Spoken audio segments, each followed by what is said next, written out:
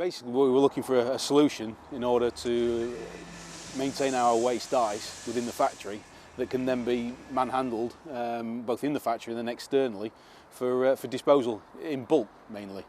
And the requirement that we needed was something that was going to be of the right nature, so it's tippable, strong enough, can hold enough volume, but also colour coordination, because everything else in the factory we have specific colours, and I needed something that was going to be different from the rest, easily identifiable, so that the staff knew which was going to be used for what purpose, and that everything was able to be put straight into place and were straight out. These were available from Dolav pretty much straight away. I think they were delivered in a very short time period, and it suited us in terms of having the system set up. We were ready to go. The Dolavs were there, on stock, delivered. We had no issues at all. They've done very well. Obviously they're in and out of the factory on a regular basis, going through a lot of cleaning. They're holding, a lot of ice, and there's a lot of tipping.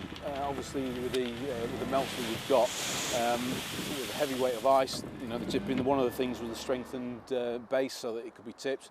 And to be honest, we've been using them now 6-8 months, and we've had no issues. They're holding up very well. We've had no damage to any of them, and it's performing very well.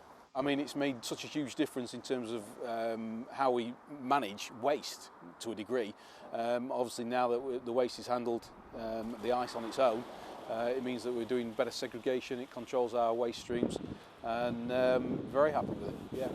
Basically what was happening is the bagged ice was being tipped. It was going into the general waste, and essentially there was water going into landfill up to a certain volume, and it was a case of we're putting water in as weight, which obviously is an expense. It costs per tonne into landfill.